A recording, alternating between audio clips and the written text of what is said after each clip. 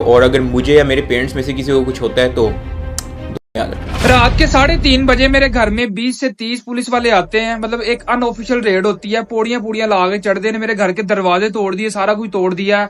सारे सामान को तोड़फोड़ करने के बाद मेरे पापा को साथ में ले गया और साथ में उनकी बाइक भी ले गया। ठीक है, सोशल ब्लेड इसका गवाह है कि अगर डक्की भाई वर्सेस शाम इदरीस कंट्रोवर्सी ना हुई होती तो आज डक्की भाई ना होता। लेकिन अब आप सोच रहे होंगे व्हाई आफ्टर 7 years मैंने उस वक्त क्यों रिप्लाई नहीं दिया, क्योंकि उस वक्त no matter what I said आप लोग इतने ब्रेन वॉश हो चुके थे कि शाम इदरीस आपको एक बहुत बुरा इंसान लगता था। लेकिन in the last 7 years Ducky की असलियत आप सबके सामने खुद ब खुद ही आ गई। आई ऑल्सो लेट एवरीथिंग गो, क्योंकि मैं सोचता था डक्की मैच्योर हो चुका है। जैसे ही वो बड़ा यूट्यूबर बना उसने छोटे यूट्यूबर्स को इंसान समझना ही छोड़ दिया। आज आपको वो बातें पता चलेंगी जो आपने 7 साल में कभी नहीं सुनी। Please make sure to watch this video till the end because all the hypocrisy is going to be exposed today. सबसे पहले तो यार ये देखो, ये कोई जाली चैट नहीं है, वेरीफाइड अकाउंट से है। मेरे को एक मैसेज आया, ठीक है, जिसमें मेरे को ये धमकी दी गई कि तुम्हें घर से उठा लिया जाएगा या तुम्हारे खिलाफ साइबर सिक्योरिटी फेक थ्रेट्स बनाई गई। और ऐसा कोई पहली बार तो हुआ नहीं है, ऐसा पहले कितने क्रिएटर्स के साथ हुआ है। और ये तीनों मुझे मारते जा रहे थे और वो वीडियोस बनाते जा रहा था। मुझे माफिया मांगने पे मजबूर किया, झूठी कस्में उठवाने पे मजबूर किया, फलाना फेमस यूट्यूबर तेरा अब्बू है। असल में सबसे पहले तो डक्की ने मेरी इन दोनों वीडियोस पर प्राइवेसी कंप्लेंट भेज दी अपने वॉइस मैसेजेस पर, ताकि मेरी ये वीडियोस डिलीट हो जाएं। और इसी वजह से मेरे यूट्यूब चैनल की भी अपलोडिंग डिसेबल हो गई थी। अस्सलाम वालेकुम ब्यूटीफुल पीपल। आज की वीडियो कोई क्लैरिफिकेशन वीडियो नहीं है, this is a wake up call. ये एक प्रूफ और फैक्ट बेस्ड वीडियो होगी ताकि आप समझ सकें कि 7 साल पहले कैसे आपको एक कंट्रोवर्सी में बेवकूफ बनाया गया था और पिछले 7 साल में असलियत में क्या क्या होता रहा है। इन 2017 ये सब तब शुरू हुआ जब डक्की ने मेरे ऊपर एक रोस्टिंग वीडियो बनाई। आज हम बात करेंगे शाम इदरीस की। वो वीडियो सिर्फ एक मजाक नहीं था, उस वीडियो में मेरी इज्जत, मेरी फैमिली की इज्जत, एक लड़की की इज्जत गिराई गई और इन सब बातों का मजाक बनाया गया। नहीं मतलब अब तो अपना सिलेंसर के अंदर डालेगा यार। कुछ लोगों को शायद इस बात का पता नहीं है, लेकिन इसका जन्म ना हाईवे पे हुआ था, क्योंकि इतना घटिया एक्सीडेंट अक्सर हाईवे पे ही होते हैं। पहले फजलुद्दीन आके इस बंदी से पूछेगा शादी कर ले, फिर आगे से ना इस बंदी ने भावरा हो जाना। इसकी सारी ऑडियंस इस बात का इंतजार कर रही है कब इसकी शादी होगी, कब इसकी सुहागरात का व्लॉग यूट्यूब पे चलेगा और कब इसकी पैंट छोलियां बंद होगी। उसके बाद डक्की ने ये क्लेम किया कि मैंने उसके यूट्यूब चैनल पर एक स्ट्राइक लगाई और उसका फेसबुक पेज उड़ा दिया। वैसे मुझे एक बात बताओ, एक बंदा जो आपकी बर्थ को एक एक्सीडेंट बोले, आपकी फैमिली के बारे में बकवास करे और आपके बारे में ये बोले कि आप और एक हिजाबी लड़की सुहागरात कब मनाओगे, तो आप कैसे रिएक्ट करोगे? क्या as a respectable Pakistani and a Muslim आप इस चीज के ऊपर हंसोगे, इसको रोज समझोगे, या फिर आप यूट्यूब और फेसबुक से रिक्वेस्ट करोगे कि इतनी गलीज वीडियो डिलीट हो जाए? ये बात सब जानते हैं कि फेसबुक और यूट्यूब सिर्फ एक स्ट्राइक पे किसी का भी पेज रिमूव नहीं करते। हाउएवर अगर आप अपलोड करते रहे ऐसा कंटेंट और ऐसी चीजें जो कम्युनिटी गाइडलाइंस के खिलाफ है, then Facebook will take action and remove your page. Ducky was uploading dirty things about me, my family, and that's why his page was removed.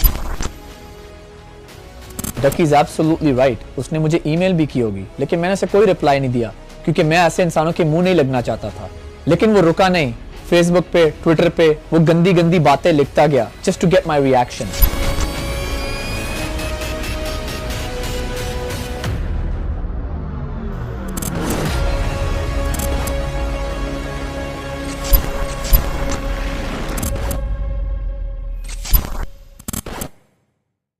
ये मेरी इस स्कैम इबलीस पे आखिरी वीडियो है। कोई भी बंदा जो अपनी तरफ से कॉन्फिडेंट होता है ना कि उसने कुछ गलत नहीं किया, वो ना तो कमेंट बैन करता है ना तो कमेंट डिलीट करता है।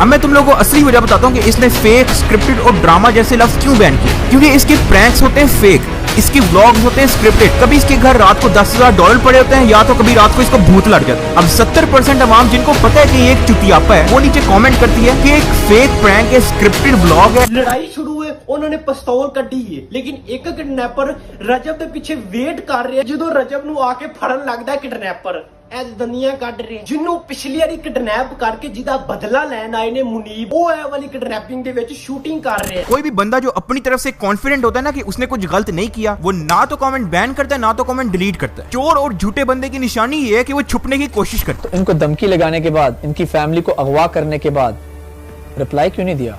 अस्सलाम वालेकुम बदला भाई, कैसे हैं आप?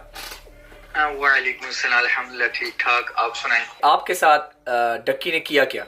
सारा मामला तो ऑलरेडी यूट्यूब पे है। मेरा आईडी कार्ड, मेरा वो सारी चीजें मुझे सेंड करके कहता है एवरीथिंग हमारे पास है, तेरी हर गई। फिर उसके बाद इसने मेरी फैमिली का डाटा निकलवाया, मेरी फैमिली का डाटा निकलवा के मुझे भेजा कि भाई अब तेरी फैमिली का भी डाटा है हमारे पास, अगर तूने अब कुछ किया तो तेरी हर गई है। एक स्ट्राइक रह गई थी, मेरा चैनल उड़ जाना था। मैंने फिर इससे बात करना ही बेहतर समझा कि बात कर लेते हैं। बात करने के बहाने कहता है मैंने मिलना है। मैंने कहा नहीं मिलना नहीं, ऐसी बात। कहता मिलना मिलना मिलना, मिलने के बहाने आया और मुझे किडनैप कर लिया। मेरे दो दोस्त बिक गए, दोस्त, ठीक है, तो वो बिक गए, वो सारी चीजें, चलो खैर है, अल्लाह उनका नसीब। टक्की मुनाफिक ने अदालत में अगर ये पेश होते हैं, ठीक है, तो केस आगे चलना था, केस आगे चलना था, इन पांचों ने फंसना था। टक्की की कॉल जो मुझे मारते हुए कॉल आ रही थी कि इसे छोड़ना नहीं, ये जब तक वीडियो ना क्लियर करवा दो, इसे मारो कूटो, इसे छोड़ना नहीं। वो सारी बात साथ थी, मुझे जेल में रखा, मुझे किस्सा मिलने दिया। बकर 2-3 दिन बाद मिला, मैंने उससे भी यही कहा कि भाई इन्होंने तुम्हें जो है ना ब्लैकमेल करना है, इनसे कामयाब, इन्हें कामयाब मत होने देना। इसने उल्टा फिर मेरी अम्मी और मेरी वाइफ के, इतना मुनाफिक है कि मेरी अम्मी और मेरी वाइफ के साइन अंगूठे करवाए कि भाई अगर ये सोचे भी ना कि मैं इसके खिलाफ वीडियो बनाऊंगा। कंट्री भी छोड़नी पड़ी, पाकिस्तान। हाँ, तो फिर उसी वक्त आज से 1.5 साल पहले मई जून जुलाई की बात है, तब भी मैंने प्लान बना लिया कि अब मैं कैसे बोलूं। मैंने मरी में, मेरे पास सबूत है सारे, मैंने मरी में लोगों से राब्ता किया कि मैं चलो मरी चला जाता हूँ या मैं किसी दूसरे सूबे में चला जाता हूँ, छुप जाता हूँ लोग। लेकिन फिर मैंने सोचा पाकिस्तान में जहाँ भी रहूँ मिल तो मैंने जाना। ठीक है, चलो आप मुझे सिचुएशन तो समझ आ गई है। तो यार सॉरी टू हियर कि आपके साथ जो सारी नाइंसाफी हुई है, कोई आपके साथ खड़ा है, अपनी कंट्री को छोड़ के ऐसे चले जाना किसी और की वजह से। वही ना, मैं लड़ा हूँ, मैं थक गया हूँ लड़ के, मेरे साथ कोई बंदा नहीं खड़ा। ये मैडम फ्रॉगी, इसको मैंने हार्डली अपनी वीडियो में मुंह लगाया उन्हें, लेकिन फिर भी इसको पता नहीं इन्वॉल्व होने का इतना शौक है। इस फ्रॉगी ने अपनी औकात दिखाते हुए ट्वीट किया जिसमें ये हैशटैग डालती है #SmallYouTubeArmy, #Pakistanis और आगे बीमार शक्ल वाली इमोजी डालती है जिसके मुंह में थर्मामीटर है। हेलो, अस्सलाम वालेकुम। वालेकुम अस्सलाम। मैंने आपको बताया था कि 7 years ago जो कुछ हुआ, मैं उस पर एक वीडियो बना रहा हूँ। So I have some questions for you, are you ready? I don't think अब मैं इस बारे में बात करूंगी, लेकिन कोई बात नहीं है, I don't mind. So the first question is, Ducky claims in your tweet you didn't mean Ducky as a tiny YouTuber, but you meant all the Pakistanis are tiny and they live in their tiny huts. First of all, मैंने पाकिस्तानियों को कभी tiny नहीं बोला, क्योंकि ये उस time हमारा नाम यूज करके हमें डीफेम करके व्यूज और फेम गेन करना चाह रहा था। इसको मैंने टाइनी बोला था क्योंकि इसकी बातें ही ऐसी थी। मैंने किसी यूट्यूबर दूसरे का नाम भी नहीं लिया। मैंने तो इसको बोल दिया ना कि ये हट में रहता है, और ये इतना ऑफेंड हो गया कि इसने मेरे वर्ड्स को मैनिपुलेट किया। लेकिन जो इसने मुझे बातें की थी, किसी ने उस टाइम ये नहीं सोचा था कि ये क्या मुझे बोल रहा है। मैंने उसका जवाब तो सिर्फ ये दिया ना कि एक 20 साल का लड़का है जो टाइनी यूट्यूबर है। की बात टाइनी हट्स की, आई फील लाइक उस वक्त मेरी कोई बात सुनने को तैयार भी नहीं था। But you have to understand what a hut means. Hut is actually very beautiful. It's just a small place where you live. It just means it's a smaller place. तो जहाँ से ये वीडियोस बना के हमारे बारे में गंदी गंदी बातें बोलता था, वो एक जगह छोटी सी थी। ये खुद छोटा था। मैं अभी भी बोलूंगी, he is a tiny YouTuber and he was a tiny YouTuber. इसकी जो सोच है ना, वो बहुत छोटी सी सोच है। My second question is, जो उसने बोला respect हिजाब, आप डिस्ट्रैक्ट करती हो हिजाब पहन के। मैंने आज तक सोशल मीडिया पे ये नहीं बोला कि मैं फरिश्ता हूँ, ठीक है।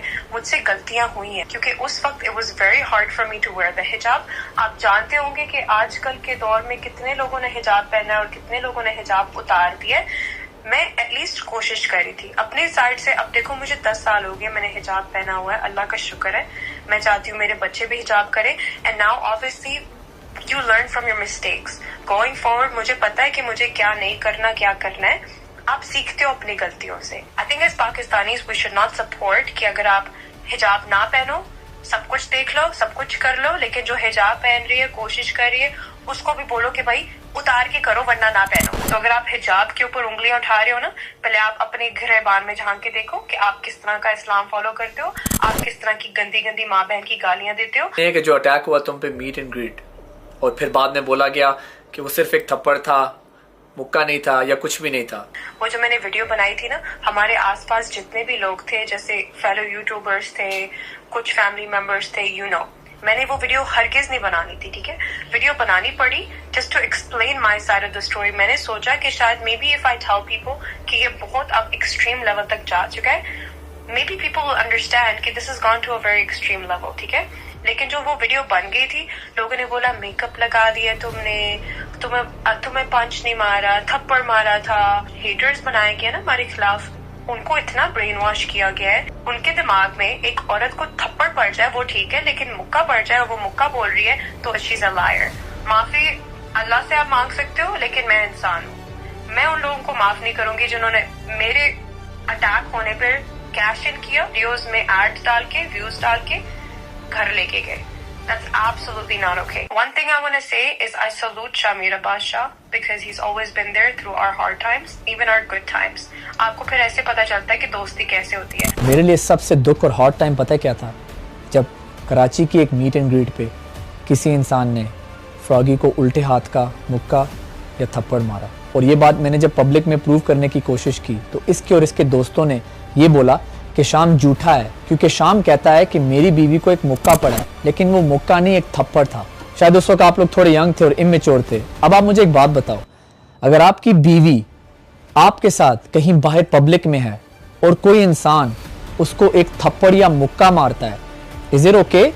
अगर उसने मुक्का नहीं मारा, सिर्फ एक थप्पड़ मारा है,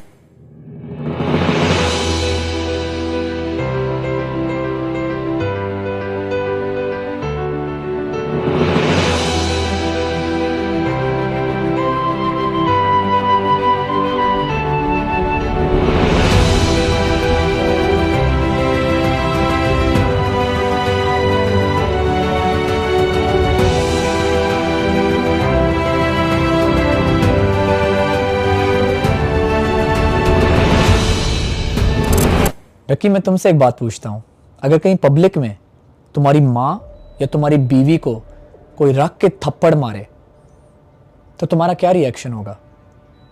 शायद मेरी ये बात भी तुम्हें बुरी लग रही होगी। Guess what, I went through that emotional experience. मेरी बीवी को थप्पड़ मारा गया था।